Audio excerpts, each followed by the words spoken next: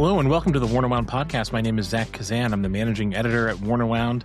We have a full house today. I'm joined by Garrett Jones, Cat Shoulders, Devin Pennypacker. We've got basically the media team here.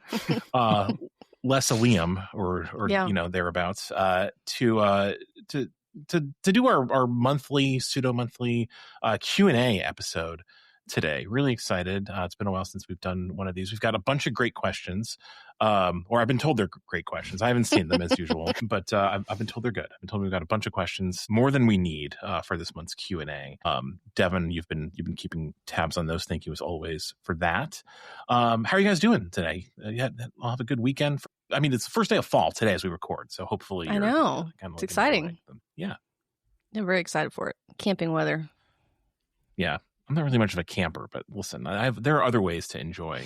Yeah, fall drives, You're in the leafing state of the entire U.S. The leafing state? You are in New Hampshire. It is like peak leafing state, and you don't want to go camping.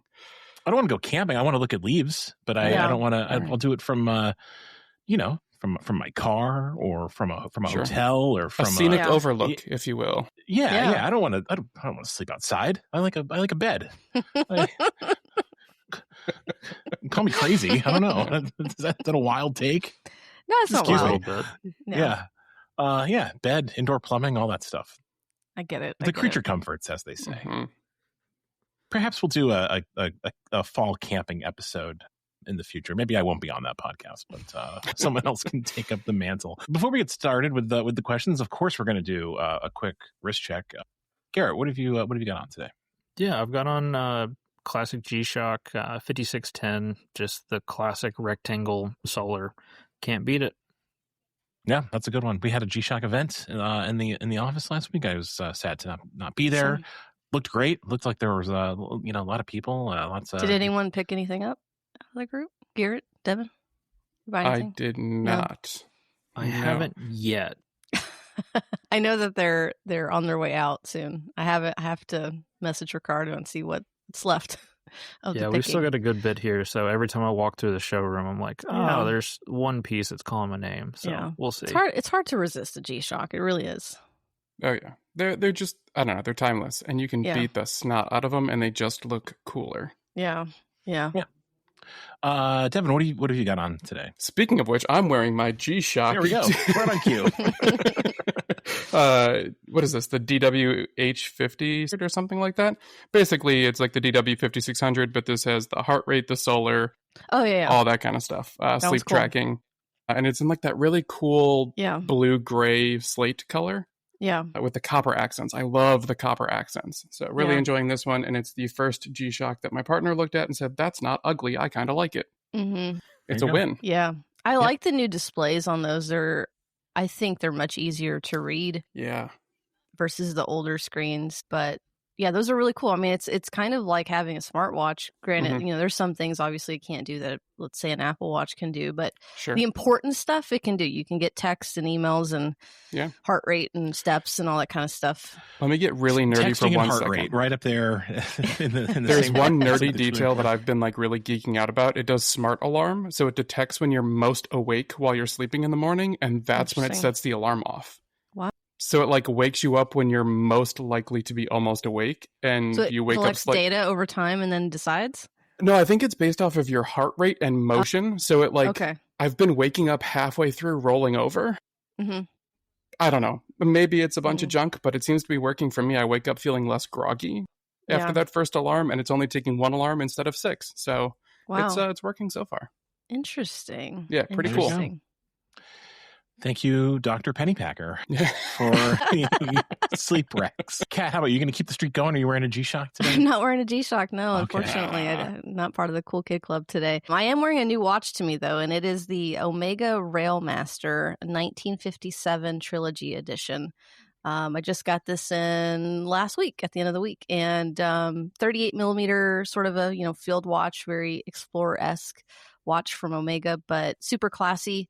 These were limited. I think Caseback says like up to 3,000. They made a bunch of them, even though it is limited.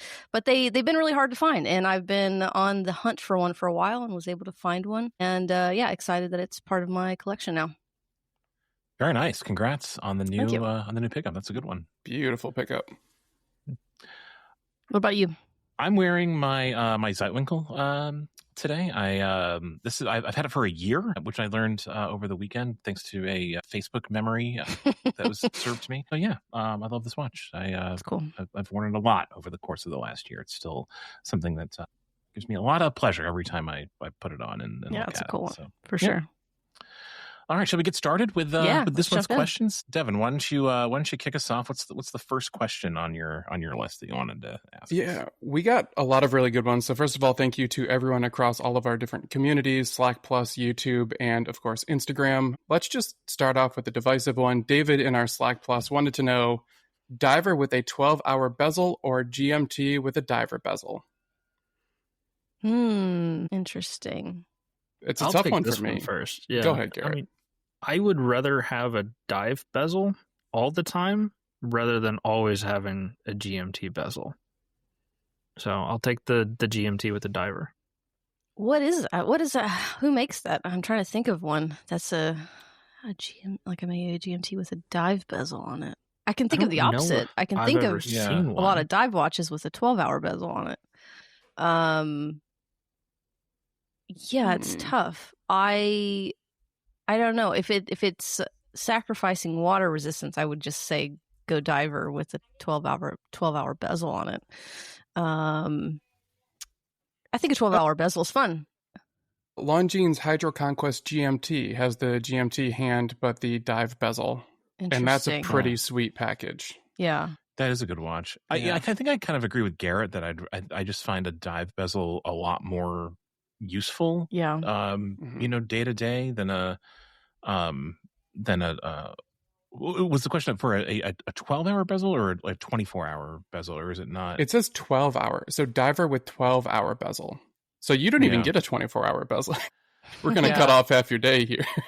I mean, I guess my real answer is I don't really care that much because this style, the combination GMT diver is not something that I've ever really found all that appealing. Everyone kind of says can't wait for the Pelagos GMT to no thanks. I don't really. That's not something that Listen, this man's not going camping. He's not going traveling. He's not going diving. Don't.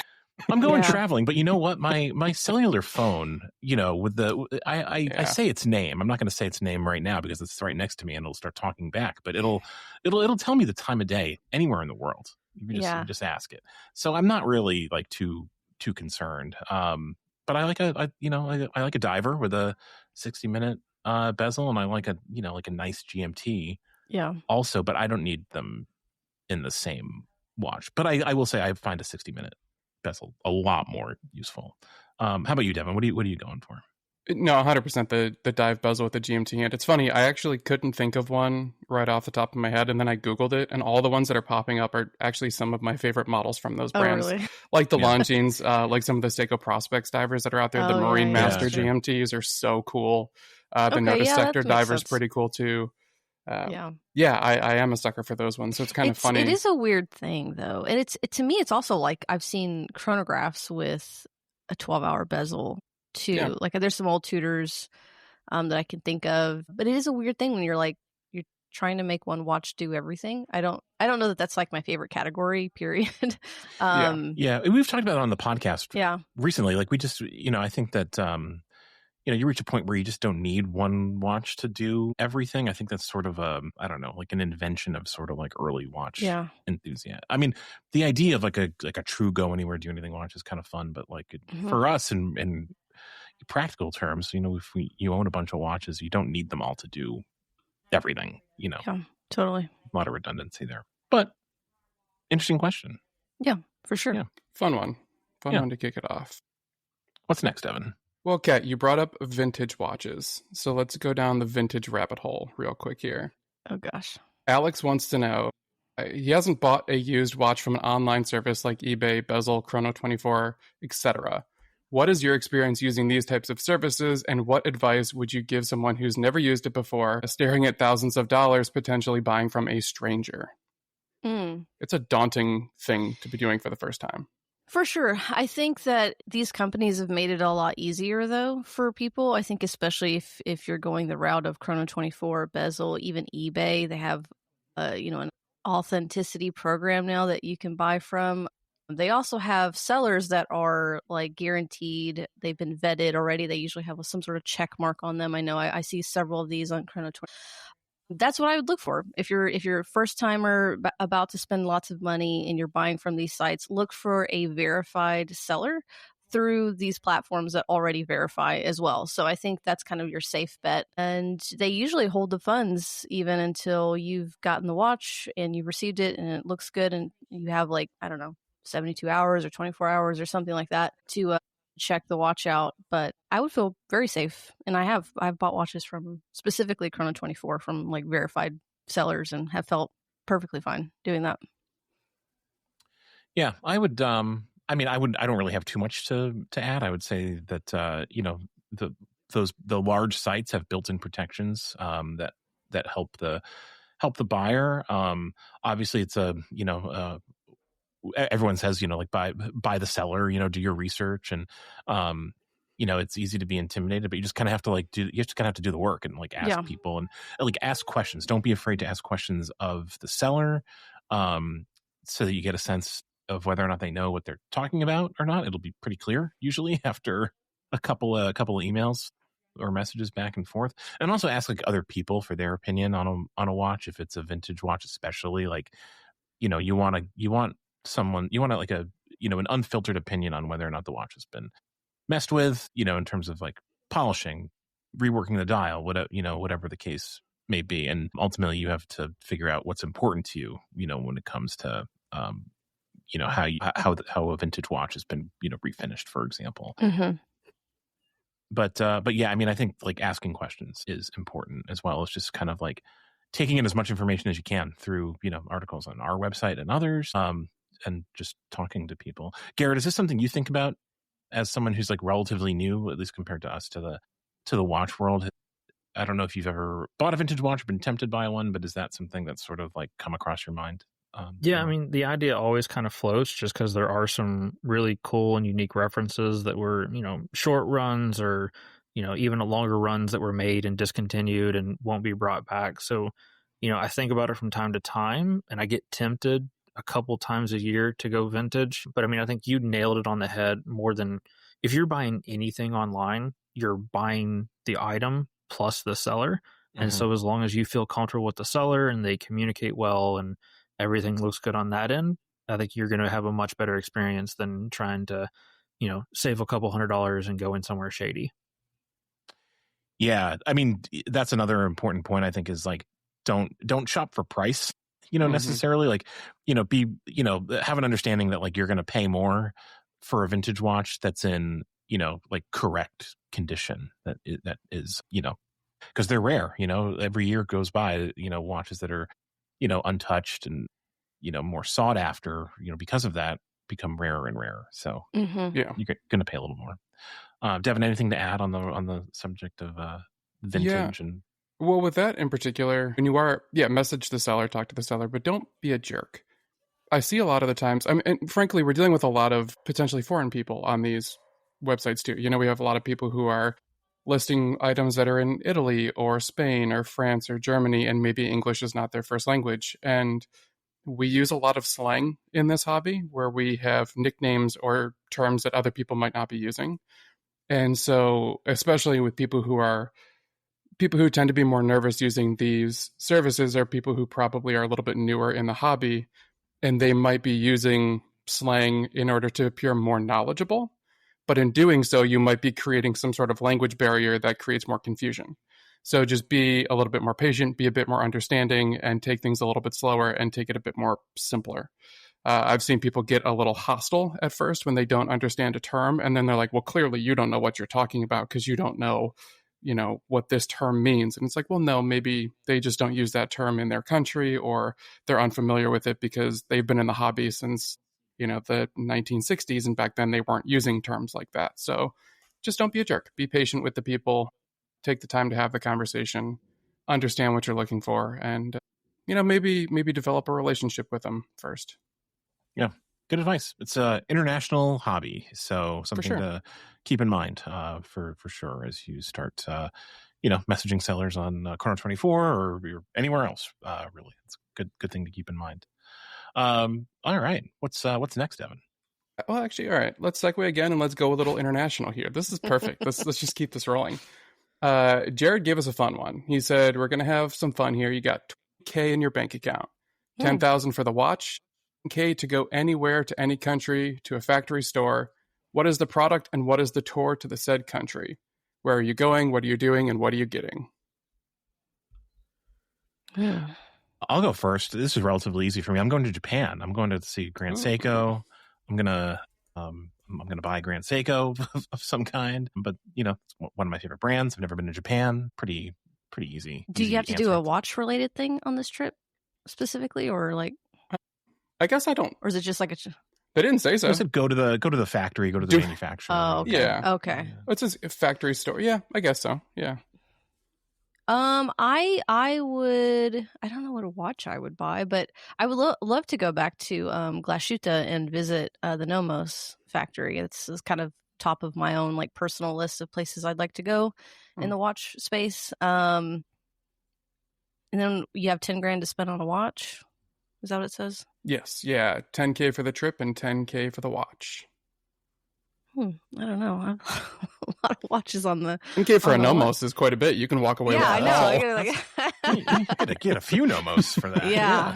I don't know if I would also, why not buy a couple more Nomos watches, or maybe something. There's obviously more manufacturers there in Glashütte. I don't think that will cover a Lange necessarily, but there's a couple other brands that are in the town of you can chip away with $10,000. $10,000 does not go a long way. There you go. And we'll cut that out of the podcast. Yeah. No, that we're cutting that for social. Yeah, that's the man. What about you, Garrett? I don't know what I would buy with $10,000, but if this, supposed sweepstakes or whatever I win gives me all access, I honestly think I'd have to pick like Rolex, just because I don't know if I've ever seen like anybody that's gone into their factory and like posted about it. So to be able to go kind of peel back that curtain for me, I don't think they allow people. Yeah, you'd be standing outside knocking on the window. Look, I mean, they'd just be laughing at you. Yeah. You're gonna need more than $20,000, I think, for that. Fine. But yeah, if I can open the doors, then I think that would be the route that I would go. And you can totally buy a Rolex watch with that as well with $10,000. Yeah, I mean, there's a couple different things out there that I could figure out. Yeah. Wow. But I think getting that door open would be the access ticket for me. Yeah. What about you, Devin? This is actually a very recent one for me. I thought about this very quickly, and there are a couple other trips that would be really fun. Doing Germany or Japan would be cool, but I still am thinking about that Holfenrich watch a lot. And they also just did the coolest rally, like vintage car rally right around Geneva Watch Days. So I'm going to the Netherlands. I'm going to jump in an old car with them. We're going to drive around and we're going to end at the factory and buy a watch. I'm going to dump all $20,000 into that trip. And it's just going to be nothing but amazing watches, old cars, and the back Bavarian woods around Germany and the Netherlands. It's going to be amazing. Fun. That's really fun. Yeah, that's a good answer. Yeah. It's a good time. Yeah, it's a good question. Also a fun one. If any brands want to make this happen, get in touch. Slide into the DMs. Yeah, I know no Dutch or German, but I can drink wine and wear leather racing gloves. So hit me up. That's all you need. Yeah. Have camera, will travel. Yeah. All right, let's do an EDC question here. We have one. Let's see. Given that money, cash, and cards is becoming digital along with the store cards and travel cards, do you think wallets and purses will die out? Or, like watches, will they stick around forever? Gary, you want to take a stab at this? All right, here's my answer. Apple makes a wallet for the back of your phone. So if Apple's still making wallets, I don't think they're going anywhere. I think there will always be somebody that's going to carry cards or cash. I mean, even in today, there's still people that carry a lot of cash. So I don't think they'll ever go anywhere. I think they may change. We may get something like, I don't know, some kind of super high-tech wallet with infinite capacity. That'd be really cool in the future, but I think wallets are here to stay. Same with purses. Yeah, I kind of agree. I don't think in our lifetime we'll see cash kind of go away. I kind of live out in the boonies, and there's even a lot of gas stations still that like only take cash and, you know, store little markets and stuff. So I know they ain't taking Apple Pay. That's for sure. It's going to be a while before that transition like fully happens. But yeah, I think there's going to be a world where people just want to carry business cards and cash and change still. I think it's getting smaller. I've seen that, like women's purses have gotten a lot smaller. People wearing more slings instead of backpacks and stuff like that. But I think at the end of the day, they still have to carry a couple of things. Yeah. I feel like I'm part of a generation maybe that's just like I'm so comfortable with just like carrying a wallet with my identification and, you know, credit cards and a few other. Oh yeah, your driver's license. Like, duh. Yeah. But I mean, I'm sure you don't need that either. You can put that in your Apple Wallet. Yeah. So like Ohio is one of the states where you can put it in your phone now. Oh, really? Yeah. I feel like that's coming everywhere, you know, eventually. And like, I don't know. Like, I'm socialized at this point to just like grab my wallet whenever I leave the house because it has my ID and my credit cards in it. But I never have cash on me. Like I'm definitely sort of like you know, I'm not completely cashless, but I'm at the point where if I'm like out with friends and it comes time to pay the bill and someone tries to give me cash, I'm just like, why are you giving me this errand to run? Like I'm now going to need to go to the bank. Like what the hell? Yeah. But I don't know. I can't imagine a future where I don't have a wallet on me where like something electronic replaces all of that. And also like we haven't even really talked about like, you know, the especially with women's bags and purses, there's this whole kind of like, you know, collecting community, you know, around that, you know, like Hermes is not going to stop making Birkin bags because you can carry all of your, you know, personal fashion accessories. Like, it's a craft thing that people have been, you know, toting around for, you know, for decades and decades. So what do you think, Devin? I mean, I don't know. I couldn't care less. I love the days when I can just leave my wallet at home and just carry my phone around. Anything to not make my pants fall down would be great. I haven't been getting to the gym to do my squats, so the days where I forget a belt, the less I can have in my pockets to pull my pants down, the better. Yeah. So it's just, you know, it's nice to not have that extra thing there. Yeah. I mean, I it's scaled back so much. Like I do have one of those like Peak Design like Apple wallets that just like MagSafes to the back of my phone, and like that's all I take really when I go out to the stores and stuff. But I will say that like when I travel, I always carry cash, and it did come in handy recently. I went on a road trip in California earlier this year, and we were driving up the Big Sur, nearly out of gas, found a gas station that did not take card, did not take Apple Pay. And luckily I had, you know, like $60 in cash to buy snacks and gas with. And I think it's super handy to have cash on you still, even today. But yeah, I think there's a world where everyone's like scaling back. And I know people that just go out with like Apple Pay and nothing else. That's kind of wild to me. Yeah, I know. I'm not quite there yet, like trusting. Like I like to have my card, like my physical credit cards with me still. Yeah, I mean, maybe someday. I don't think it's in our lifetime, but maybe the future generation for sure. Yeah. Well, there is a follow-up question to that question, and it does say, what is your wallet or purse of choice? So what do you guys use? I have a Bellroy wallet. It's like a slim, kind of like low profile wallet that I've had for several years that is I like a lot. Yeah, I think that might be it. Just the leather bifold Bellroy? All three of us have the same leather Bellroy wallet? Wow. That's amazing. So what's funny about this, we only realized it after Devin started here, is that Devin and I have the same Huckberry Bellroy collaboration wallet. Yeah. He's had his for much longer, so it's like 3 shades darker than mine is. So it's kind of funny. Like we'll both have our wallet on the desk and just look and be like, oh yeah, that's what it used to look like, or that's what my wallet's gonna look like in 5 years. Yeah. Yeah, pranks can really ensue now that we know we all have the same wallet next time we're all in the office. Hey, you're welcome to steal mine if you want. Go for it. I don't have a fancy wallet. I just have like the little card holder. You know, Peak Design has this sort of like, I don't even know. It feels like X-Pac material almost. I don't know what it's called. Maybe Garrett, you know the material they use. Is that the one? It's like a canvas, right? Yeah, it's a little like canvas like. It's a nylon. It's not. Well, maybe it is X-Pac. But it sticks to the back. I used to carry the Apple Wallet. You're only limited to 3 cards, though, with the Apple Wallet. And it was just too little. I can fit like 10 cards in this. It's great. And like a fold up, a couple of bills, too. So I kind of prefer the Peak design. But yeah, I'm jealous of you guys that you actually have something that looks worn in. That's kind of a core memory for me, like growing up. My dad having his like wallet that was super worn in his pocket, and he had it for a very long time. I think there's something kind of cool about that, and you use it like literally every day. I definitely don't have carry that. This as well. Oh, I guess you guys can't see this because my background's blurred. But it's an old silver cigarette case from like my great uncle who got it in World War II in Japan. I don't know the exact story of how he got it in Japan when he was fighting over there, but it's pretty cool. It's like engraved and inscripted, and I put business cards in here, and I use this as a wallet sometimes because it's curved to fit my thigh, which is pretty cool. But it does get me stopped in TSA every single time I go through because the old silver shows up very dark on the scanners. That's a fun one. That's cool. That's really cool. So speaking of like collecting, that will probably be something that turns more eclectic in the future. Yeah, for sure. That's awesome. Really cool. All right, let's get a little critical on brands. This one might be a bit of a deeper dive.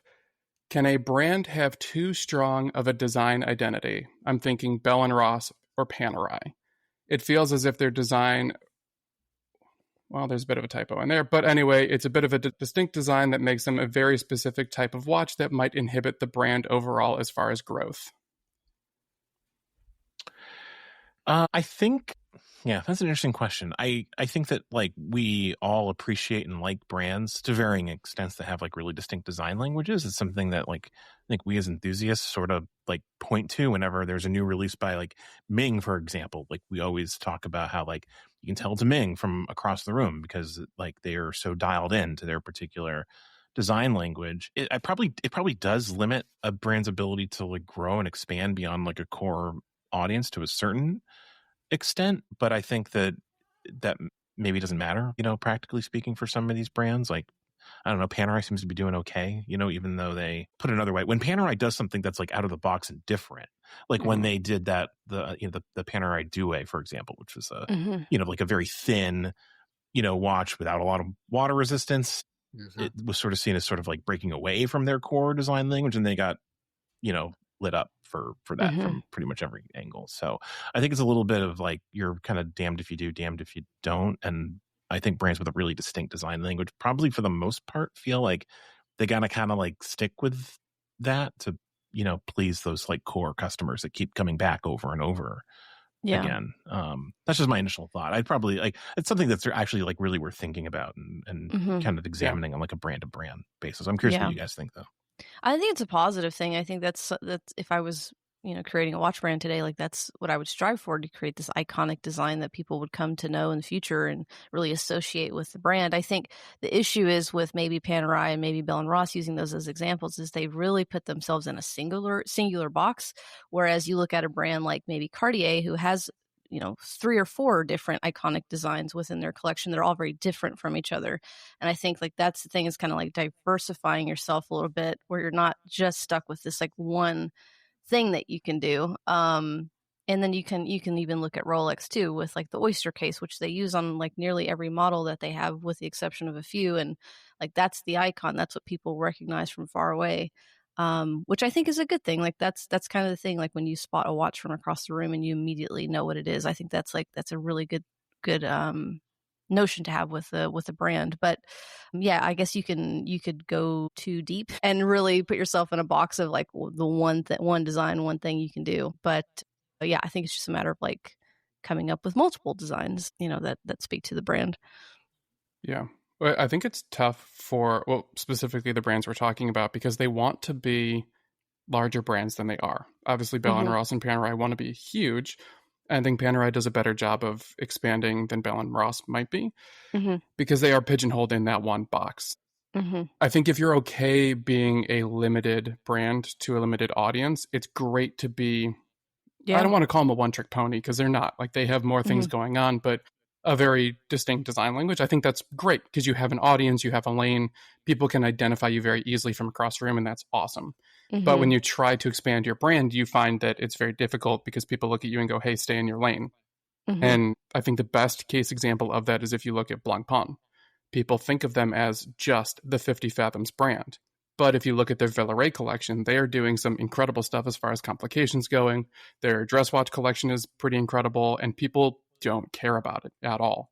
They're actually pretty good value compared to some of the other brands out there on the market in that complication sector. But people still just go, oh, hey, we don't care. Give us 50 Fathoms. So they are kind of punching out of a paper bag trying to expand their collection. And in doing so, it's a struggle. And it's a shame, but they're kind of stuck in that little silo as well, even though they've been really working out of that for over 100 years now, or roughly. So it's very tricky. It's very tricky to say it's a good thing, but also realize it might be a bad thing at the same time, depending on what you want from your brand long term. Yeah. Just to circle back to Bell & Ross, because I want to get Garrett's take on this also, but Bell & Ross, it actually is contracting a little bit. They got rid of their circular case collection entirely. So they have, the square cases and their concept line and the integrated design. But they got rid of that kind of like additional line of sort of like more like classically inspired, design language watches. Those are gone from their collection. So, which I thought looked good. Yeah, I like them. They just sort of like unceremoniously dropped them. I don't know, maybe like a year or so ago, or a little less. So yeah, I mean, obviously Bell & Ross wants to be bigger than they are, but they're doing that by kind of like receding into that, like that core sort of like, design that most people associate with the brand. Garrett, do you have any thoughts on this, and maybe like if there's like an equivalent sort of like in the EDC world, like that you see that, is worth commenting on? Well, I think, we've kind of hammered that it's really a double-edged sword. I mean, it does a lot of good to make you recognizable, but it also kind of pigeonholes you in a lot of ways. I think really it just boils down to like, this highlights just how important brand marketing is everywhere, because you want to be recognizable, but you still want to have that freedom to go and do something new when the time requires it. I mean, the good thing about the EDC side is that like everybody does their own little thing differently.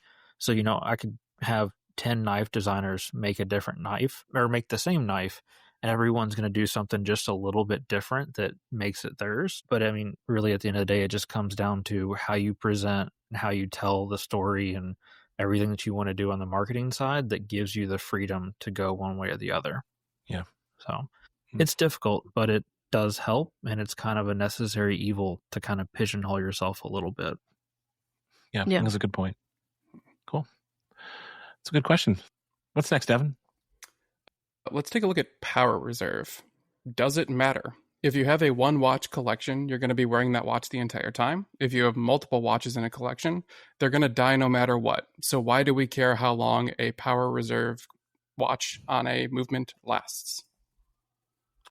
Yeah, this came up on the One Watch Collection podcast. If you just have one watch, I don't think Power Reserve really matters at all, because you're wearing the watch every single day, or you're winding it, every single day, and just kind of is what it is, and that's that. I think that but I think a Power Reserve, especially like when we're talking about like extended Power Reserves, watches with like say like 5 days or more. Yeah. Power Reserve, like I kind of look at that as like a complication unto itself. And I sort of like appreciate it as a complication, and like, does it matter? I mean, to me, it's not like a huge deal, but I can see the perspective of someone who's like impressed by the like the mechanical feat of creating a watch that has like 7 days Power Reserve, but is still like very thin or very compact or in a certain style or whatever. So that's sort of how I look at Power Reserve, less as like a spec that I need to think about like day to day, and more of like, what was this watchmaker, what was this brand able to accomplish given whatever limitations or, on, the design or the brand or whatever. Yeah. And in that sense, like a long Power Reserve is impressive, even if it's not, really needed, because, you have a large collection or a very small collection where it's irrelevant. So that's kind of how I look at it. I agree. It's not like, it's not going to sway me when I'm looking at a watch to purchase, but I think where it really comes into play are folks that have a collection that's, say, like 3 to 4 watches, and they really just kind of rotate through them.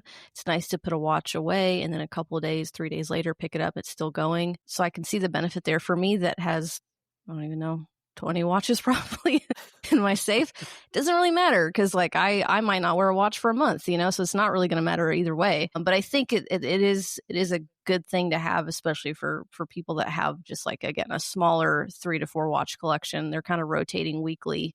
It's definitely a nice thing. It's never been the thing that like has swayed me or has drawn me to a watch to buy. Any thoughts, Garrett? I think in a way for me it hurts a watch, you know, especially if it's a manual wound watch, because whenever I pick up my Speedy, I wind it to full every time I wind it. And so, you know, granted, if I'm just topping it up every day, not a huge deal. But if it sits for a week and dies, you know, if it was a different watch, was a much higher power reserve and had to sit there for half an hour and crank to get it wound up, would not be that excited to put it on, and it would probably sway me from wearing it. So, I mean, I think grand scheme of things, if it's an automatic or it's the only watch you're wearing, it's kind of irrelevant to a degree. But if you're like us, you have a collection, you know, and especially with the higher power reserves that is trending in the industry, could be a negative in some ways. I agree. Yeah. What do you think, Devin? Yeah, I mean, if it's manual, I want that thing to be like a 30-day power reserve. I don't want to wind that thing ever. I don't buy a whole lot of manually wound movements. I think there's people that would argue they enjoy that. Like that's part of like being a watch enthusiast. They like to manually set their watch every time they wear it, and that's kind of like part of the experience. Sure. I'm kind of over that part of my like enthusiast part of my life. I set my watch. Even with my manual, I don't wind them all the way. I just do a few, get me through the day, and then like that's fine.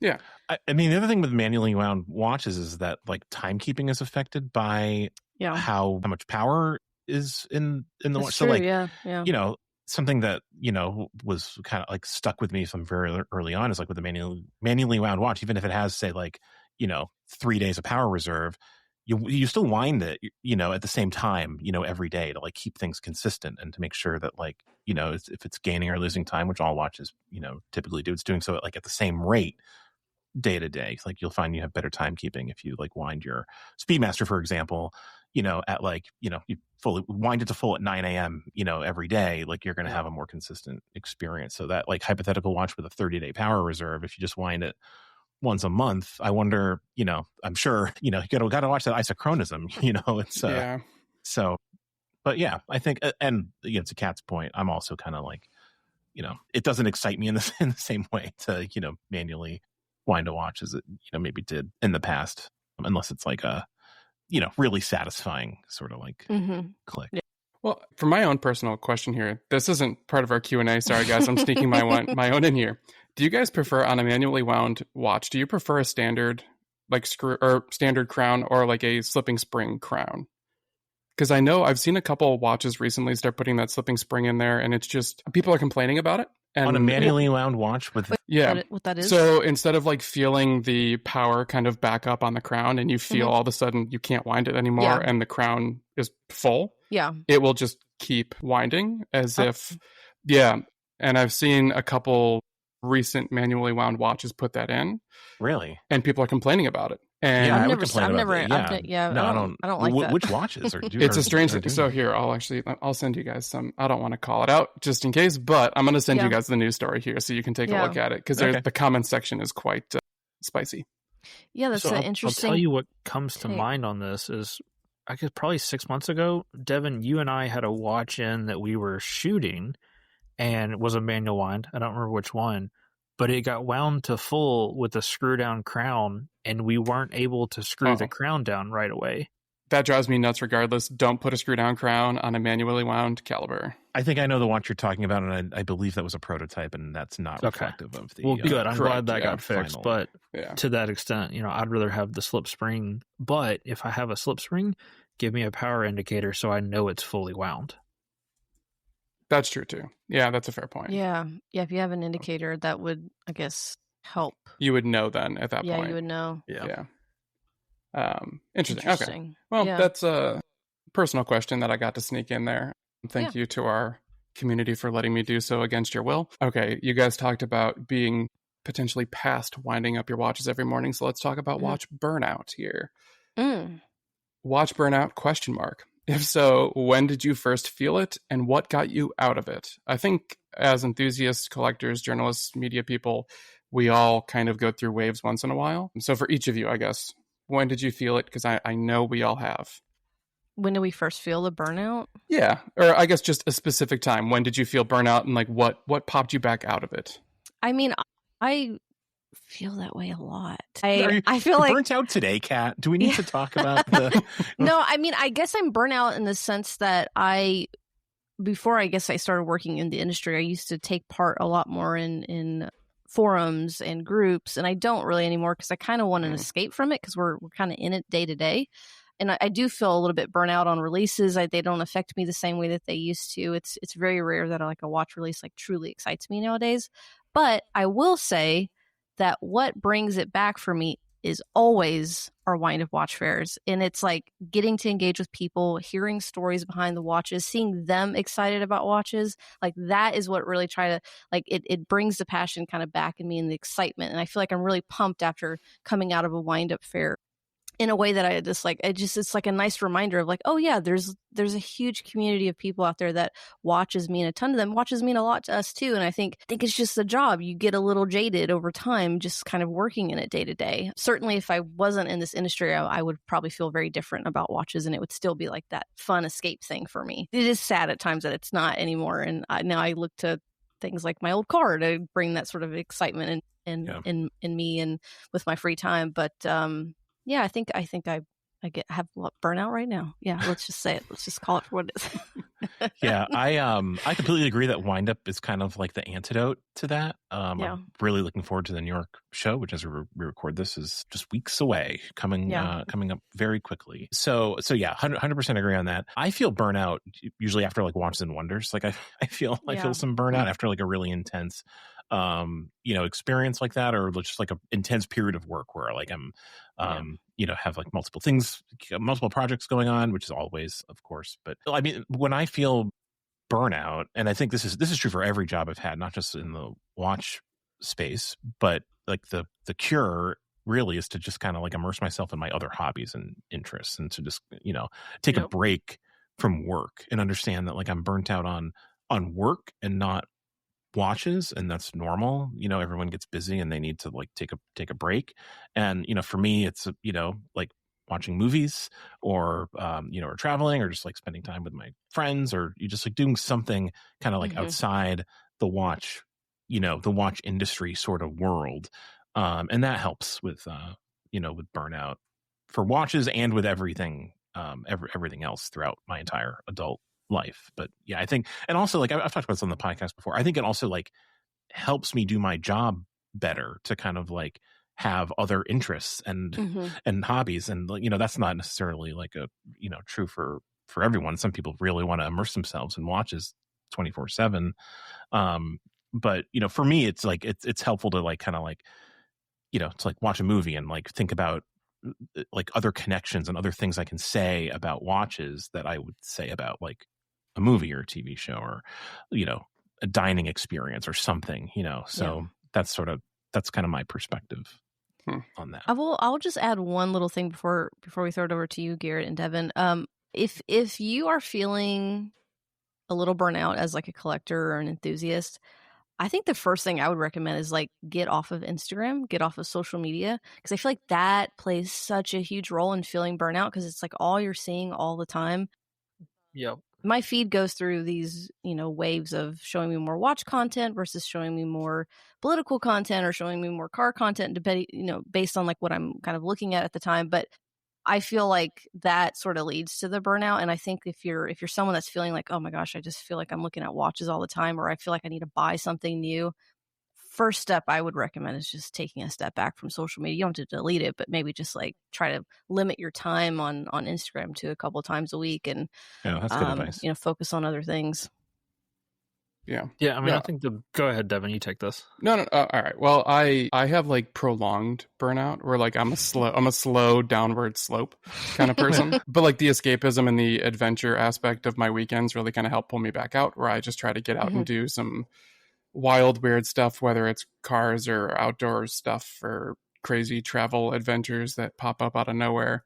But as far as like watch specific stuff. I like to reconnect with why I got into watches. So whether that is the sailing or hiking or backpacking or anything that like really drew me into watches in the first place, or really digging into weird watches that get me really excited. And there are, you guys have all seen it. Sometimes I find random references that I get really excited about, and then I talk about them so fast that it sounds like I'm not breathing. And it's terrifying to a lot of people. You all leave comments on Instagram all the time about how it sounds like I'm going to pass out. But it's just me getting really excited about specific models that, I don't know, it just reignites that fire. Yeah. And it is finding those models that kills the burnout for me, because now all of a sudden I'm on the hunt again. And that's what really keeps me going. That's a good point. Yeah, Gary, you're like a year and a half into this professionally. Are you burnt out yet? It's a fine line. For years, photography was a hobby for me. And so making that jump really into it being a full-time gig, I don't have a camera in my hand 40 hours a week, but it feels like it sometimes. And so, it was and still is kind of very mentally different to not have that as, quote unquote, the escape that it used to be. But I mean, my trick to it really is just finding new hobbies that are completely non-adjacent, whether it's, EDC gear or keyboards, because I've really been getting into keyboards. And like just last weekend went to a keyboard meetup and didn't think about watches, took the camera and actually like shot photos there, had a great time. But because it was so different and it was me doing what I love to do, it just felt good and kind of relaxed and pulled me back from the burnout ledge, so to speak. So I mean, it's it's a fine line. I tiptoe back and forth because when I get into something, I dive in, especially with watches and here in the studio, like, I'll do a photo set and know I'm good on photos, but just know there's one aspect that I can't hit right. And I'll spend, 2, 3, 4 hours nailing it. It's just really the trick is just finding something that's not closely in the same circle as what's making you burnt out, and then enjoying that and coming back to it with a fresh set of eyes. Yeah, that's really good advice. I think like finding a new hobby is like that's a really good tip. Yeah. Find something new and don't let it tie to, your day job or whatever it is that burns you out. Make it its own thing and let it be the quote unquote escape. Yeah. Yep. That's good. That's a good tip for sure. Great question. I like that question. Yeah, it's fun. All right, let's do maybe another fun one. Maybe not. Okay. Why do enthusiasts disparage Hublot so much? We don't. I mean, we love Hublot. That's true. Hublot, That's right. We actually talk up Hublot quite a bit. Yeah, I mean, I think enthusiasts who disparage Hublot do so because they lack knowledge about Hublot and the many interesting things that they do in terms of materials, and they maybe have a perception that they are kind of like overpriced fashion watches, which I think is incredibly unfair. And yeah, I mean, I think that happens really just from like herd mentality and lack of knowledge. And when we write about Hublot on the website, we always try to point out like the innovative things that they're doing. So I would encourage folks to like go back and just search Hublot on the website, and you'll see all kinds of stories on, the really innovative, cool stuff that they're doing. They're one of the, they're obviously they're a huge brand. They're owned by a big conglomerate, but like among those huge brands that are owned by big conglomerates, like they're the one that feels at times most to me like a modern indie that's like really kind of like setting their own path. Some groundbreaking stuff. Yeah, really cool technology. Feels like they walk around flipping off their parent brand constantly, and they don't care about it whatsoever. And I love that about them. I also have it on good authority that they are currently working on building quite a bit more as far as their manufacturing process and like showroom back home. So I know people kind of quote unquote dunk on them, herd mentality, for maybe not manufacturing all of their stuff and being a little bit more of assemblers in some categories, but they're working on doing more stuff in-house too. But that's true for a lot of brands that are doing stuff like that. I mean, yeah, like I really reject the notion that like they're in some like rare space where they're just like, putting Selena movements into like every brand does this. Like this, like not every brand, but like so many brands do this. Like they're not alone. They also have, manufacturer movements, that are, quite a bit more expensive. Like I get the consternation at, a quote unquote like cheap movement and an expensive watch, but ask yourselves, why, in addition to, marketing and just the business of watches, like why are these watches expensive? Oftentimes it's because there's something like innovative about other things, related to the watch, the case, the materials. So yeah, there's a lot going on with Hublot. So I would encourage people to kind of like read up on the brand, seek them out in person, try them out. They're a lot of fun. Yeah, truly one of my favorite. They are wild in person. For years.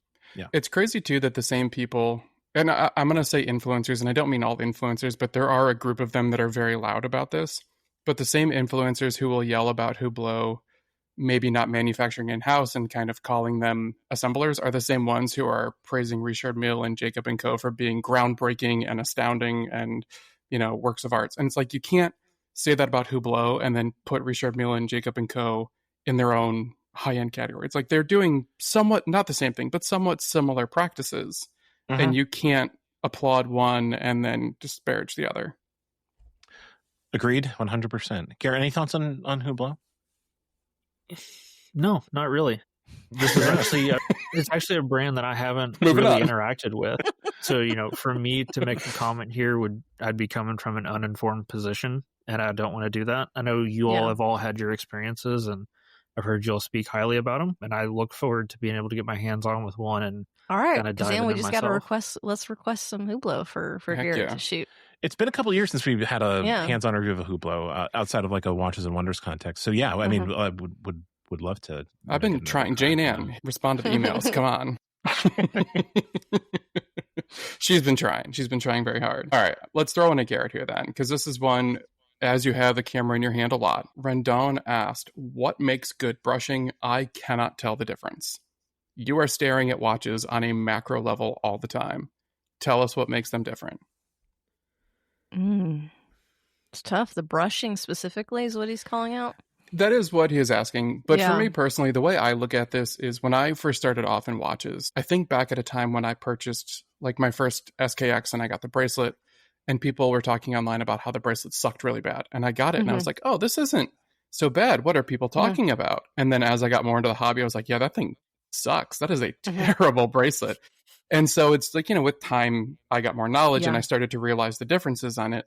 And I think that's true with brushing as well. When you look at very basic machine brushing versus hand brushing, there is a difference when you see it visually. And then you start to see the facets that come into it too. When you see a multifaceted case that is also brushed in different orientations, that's pretty impressive too. But I think that that's true for every type of finishing. And as a photographer, Kat, Garrett, both of you guys are staring at these watches on a level that most people never are going to. You're seeing things that we never do and then showing them to the world, which is a pretty cool thing.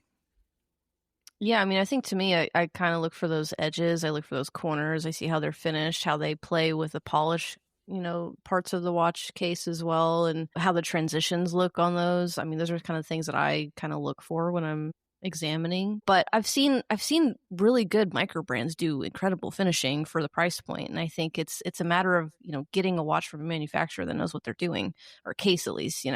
They're not all the same. I've got just looking at the two watches, like I'm wearing the Omega Railmaster, but then I also have the Seiko 5, and like kind of they're the same shape watch, but the finishing is wildly different on both of these, and they're both polished, but I can tell just like looking at the back of the case where the lugs are, again, the edges of the watch, I can clearly tell a difference in them. Does it equal the price point? I don't know. I can't say if it truly does, but there is a difference there in quality. But yeah, it's I don't know. It's kind of hard to say. You just have to like pick it up and examine, have the watch in hand. I think you can tell we try to do our best with the photography we do at Worn and Wound to show those differences with hands-on reviews or with things we carry in the shop, and that's our goal. Is like we want to show you the level of detail that maybe you're not going to see from the press images or hands-on reviews online. That's kind of where me and Garrett sit, is like, let's show people those tiny macro details, and hopefully they can see the differences there.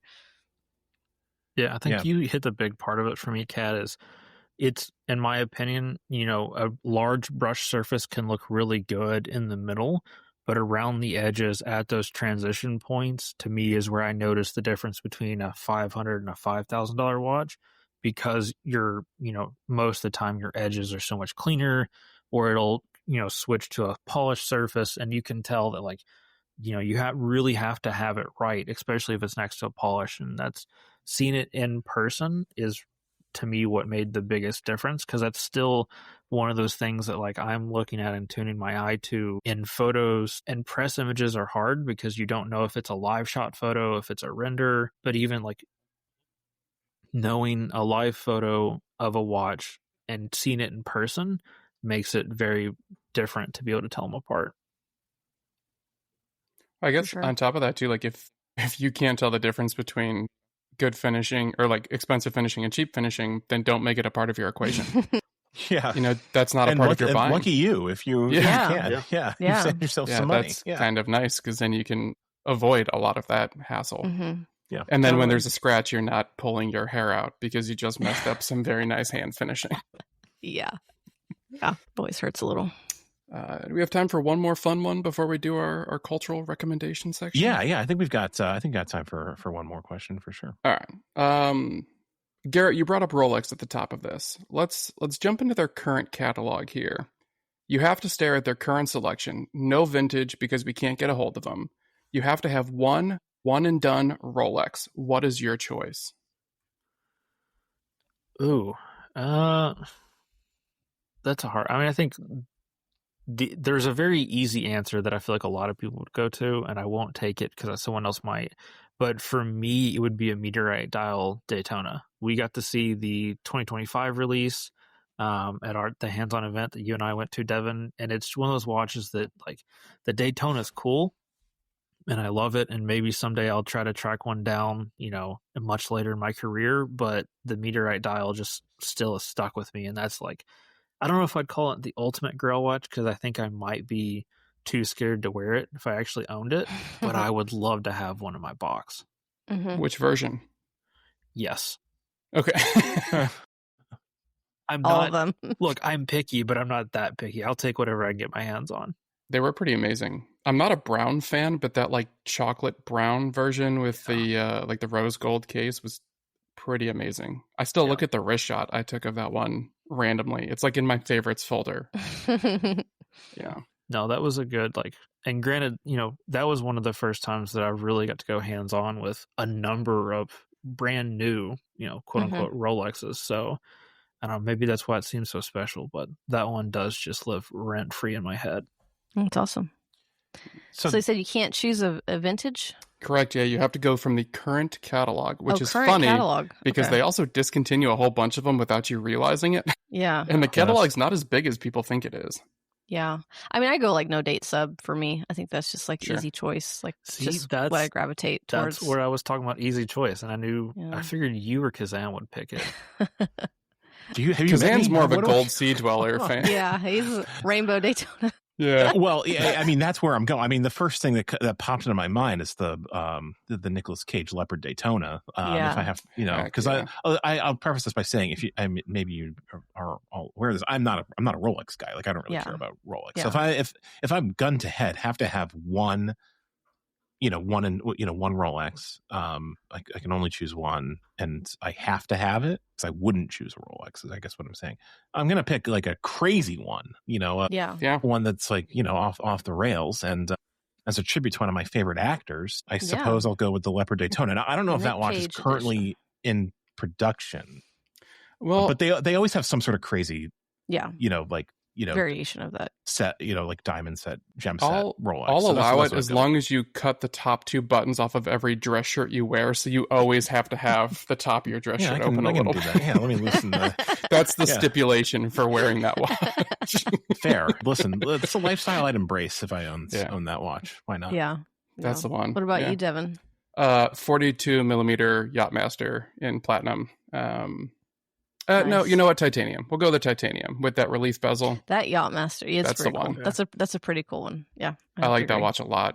It's nice and thin too. So it's it's pretty simple. 100 meters is all I need. I don't need that 200 meters. You can keep it. I'm sailing on top of the water, not going under it. So I'll just look cool. Hopefully. Yeah. Yeah. Well, yeah, that's true. I haven't flipped a boat yet. So here's hoping I never icebergs. Do. Yeah. I've been on a sinking ship, but never fully sunk one. Oh gosh. There's jokes to be made there. Yeah. Should we? Those are really great questions. And I know you said we had like upwards of 20, and we didn't even get through half of them. So there's probably we had solid questions. Seriously, big thank you to our community out there, because you guys came out with some really awesome, in-depth questions and a lot of fun ones too. Yeah, so big definitely. thank you. Devin, you mentioned it. I'm glad you did. Cultural Rex. You guys have something to recommend to our audience? I can go first. I've got something if you guys want to take a minute to think about. But I've got a new fountain pen that was sent to me. It's the Esterbrook Niblet, which is a name I love. It's kind of like a pocket fountain pen. Full disclosure, this was sent to me for free by Esterbrook, but Braley, one of our contributors, was kind enough to hook me up. So yeah, I have several Esterbrook pens. Well, this is my third, but that's more from one brand than I think I own. My growing pen collection, but they just make a really nice pen, and this is a really good form factor. It's very pocketable. The pocket fountain pen is kind of like an emerging category. I think I've got a few now, and really cool product. Yeah, very good. I would recommend it. I think they retail for like $150, $175 thereabouts, and it feels like a really high quality product for that amount of money. So yeah, the Esterbrook Niblet is what it's called. What are you using? A German nib, obviously, in there? Do you know what size nib you have? I have a fine nib in this. I believe it's a German fine, though. Yeah, so it's a little bit broader. Okay, yeah, that's nice. It's a good pen. Yeah, I like it. I'll go second, as the look of panic has struck our other two coworkers here. I know. I'm like, I forgot about this. I'm like searching. As we are recording on a Monday, and if you've seen our clips on Instagram, I'm wearing my I'm from Cleveland hat, and I'm going to recommend you go on YouTube and watch the Cleveland Browns versus Green Bay Packers highlights from this past Sunday, as the Browns smacked those greedy Packers pretty badly. The biggest comeback from behind of like an underdog that has ever happened in the NFL. What a fantastic game for that Browns defense. I definitely go back and watch those highlights. They might... How is this a cultural recommendation? I gotta say, this is because that defense, I'll tell you what, there's more culture on that defense than I have seen in a very long time. No, in a much more real sense, I actually do have a more cultural recommendation. Okay. You called out my buddy Justin as one of the like top watch Instagram accounts to follow in an article you wrote not too long ago.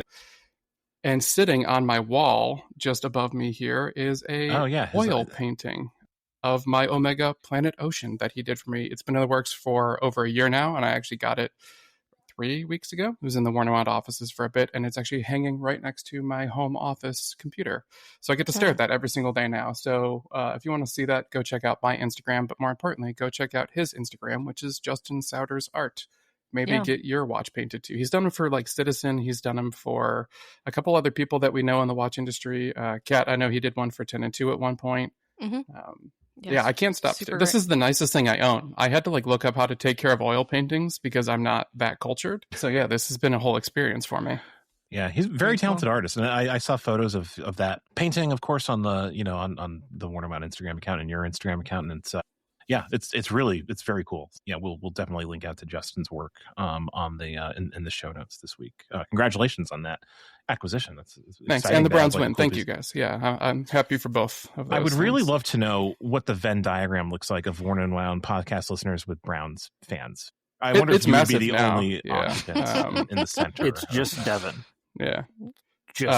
That's true for the entire United States, actually. I'm the only one. It's pretty similar, actually, to alcoholics and United States citizens. So pretty similar Venn diagram. Kat, what have you got? Yeah, I had to really search deep, but I actually found something that I have been listening to all weekend, which I'll recommend, is it's an album called Buckingham Nicks, if you're a Fleetwood Mac fan. Yeah. This is sort of a lost album. This was a pre-recorded before they joined Fleetwood Mac, and one of their very first albums. It was obviously not in full production back in the day and was kind of really hard to find. I've never been able to find one on my own, and they just released it pretty much in all formats, CD, album, and on streaming too. So I've been listening to that all weekend, and it's pretty awesome. So if you're a Fleetwood Mac fan, definitely check it out. Yeah, that's a good rec. I have a copy of that record on vinyl that I picked up like before the the prices kind of like skyrocketed, and it became a new generation discovered it, and it became like this So I didn't pay a lot of money for mine, but it's like a cool artifact, and you can hear a lot of kind of like later Fleetwood Mac in that initial definitely album. So a very, very good rec. Garrett, let's close this out. Yeah, I'll scrape the bottom of the barrel here. If you're like me, like us, and you work on a computer a lot of the hours, take a look at mechanical keyboards. I've been diving into the hobby a ton. There's actually a number of us on staff here that have kind of picked it up.